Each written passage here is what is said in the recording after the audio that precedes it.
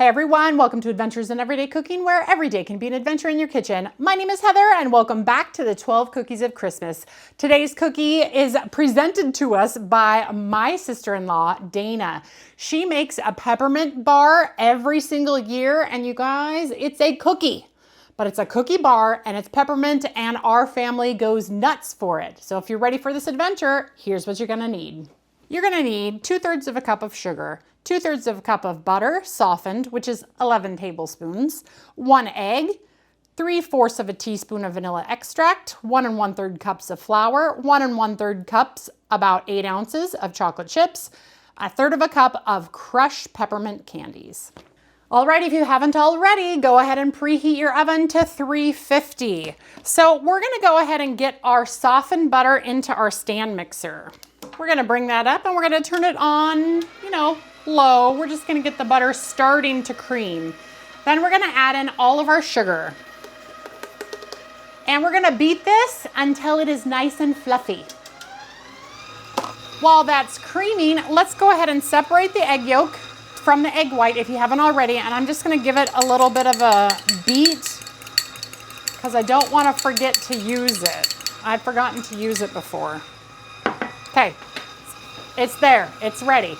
All right, and once it's creamy, I'm just gonna leave it going and we're gonna add the egg yolk and the vanilla. Now, before we get the flour in, I'm gonna go ahead and scrape the bowl just so that we make sure that everything is getting incorporated nicely. It looks though like everything's looking good in here. I had to adjust my mixer height the other day because I realized my butter was sticking to the outside of my mixer. Did you guys know that you could do that? There's a little, let me drop it so you can see. There's a little screw back here that actually adjusts your mixer height, your blade height rather. And what they suggest you do is put a dime in the bottom of your mixer and then adjust it, turn it on, adjust it until the dime is just flicking just a little bit. And then you should have the right depth. So that looks great. Let's lift it back up, get it going to number 2. All right, sounds good. And we're gonna add, actually, I'm gonna pour the flour in first before I turn it back on because I don't need a poof of smoke. All right, here we go. We're gonna turn it low first, low and slow, and then up to 2. There we go. And we're just gonna mix it until it's incorporated. And it will not take very long. We're talking 15 seconds, 20 seconds, 10 seconds. It's almost done. Do you see that? Yep, done. Now you can do this with a hand mixer too, or by hand. It's fine, but using the mixer itself is just so much easier. All right, and I will move this off to the side so that I can get a better view of this. All right, I'm gonna use my spatula to get all the dough off. So you'll notice that I did not use salt in this recipe, and I did not use any baking powder, no baking soda, because that's the way this cookie crumbles. It's fine, I'll be here all day. Okay, so this is what your cookie dough should look like. It's a little bit more rough and ready than the traditional, regular cookie dough, but that's because we're gonna push it into the bottom of this pan and it needs to be kind of harder. So in the chocolate chips are gonna go. And we're just gonna give that a good mix. Now we're gonna dump it into our 10 by 15 pan. Is it 10 by 15? 15 by 10. Our 15 by 10 pan. And I'm going to get all of this off because I'm gonna press it into a small layer all the way. And you think to yourself, oh, that much is not going to fit in that huge pan. Oh, but it will. It will. At least I hope it will. I forgot to measure the pan, but I think this is a 15 by 10 by 15. If it's not, then actually 8.5 by 11. Look at that. It is. So there we go. By the way, all of these recipes are available on my website, or I'll link them to in the info of this video. So if you ever need a recipe and you don't want to stop, watching and screenshot, just go over to adventuresineverydaycooking.com and you will find every recipe that I have ever done and some that I have never done. Because if I do a recipe at home and I'm like, oh my goodness, that is so delicious and I want to catalog that and save it, but I didn't do a video, I post it. It's fine. And then somebody's like, ooh, I see that you have this recipe on your website. Have you ever done a video on it? And I say, no, but I can. And then I do. So it's a good way to see what I have up my arsenal. Okay, I feel like this 15 by 9 is not 15 by 9 after all. But hey, we're just gonna keep going, keep pressing forward. I have all the jokes today, don't I? I do not think that it's gonna fit this whole pan. So I wonder if this is a larger pan than usual. But that's okay. We'll do it anyway. Maybe I will measure it just to make sure. I feel like that's the best it's gonna get.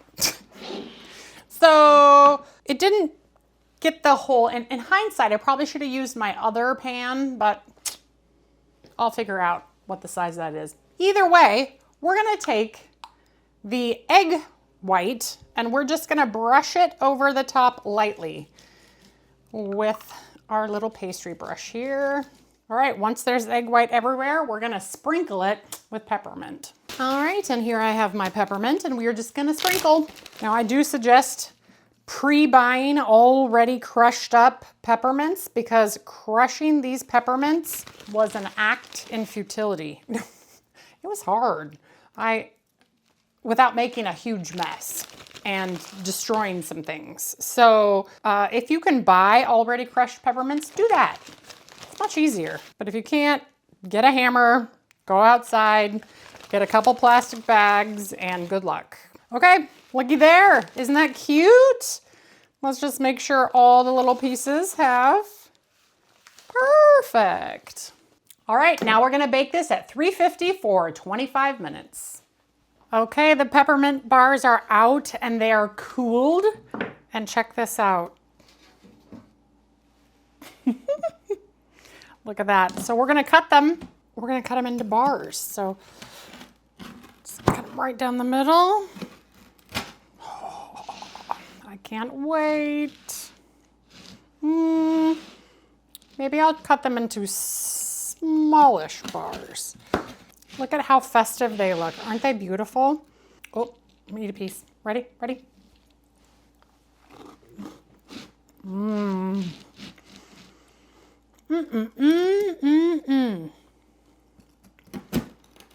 Oh, okay.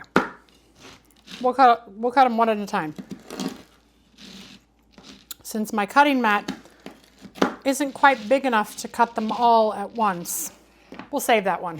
And then we will cut into squares.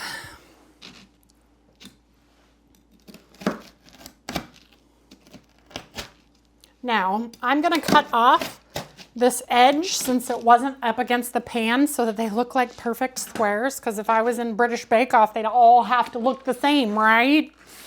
These will just be for me, but these are so good. And they're so crispy. Now, there would be people that'll be like, well, can't I just use a regular chocolate chip cookie recipe? No. It's not a chocolate chip cookie. It kind of feels like one, but it is way crispier than a chocolate chip cookie. And you will not be disappointed if you make this recipe. Okay, let's make this a little cleaner. And voila, there we have it. These delicious peppermint bars. So I'm gonna break one for you because they're not cookies. They are crispy little bars of joy. Ready? Did you hear that? Nice and crispy, nice and buttery. And just the right amount of peppermint.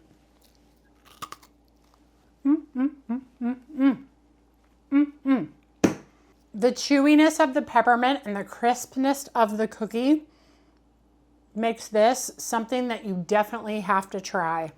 Maybe use a smaller pan, but this is just the right texture and size. Well, those are delicious. I hope you're gonna try them. That's it for me, you guys. If you enjoyed that video, give it a like, share it with your friends, and tune in tomorrow for another cookie of Christmas. Which one will come next? Well, we'll find out. But if you have a cookie you want to see me make, leave it in the comments and we'll see what I can do. Otherwise, you guys, we'll see you on the next adventure. Bye.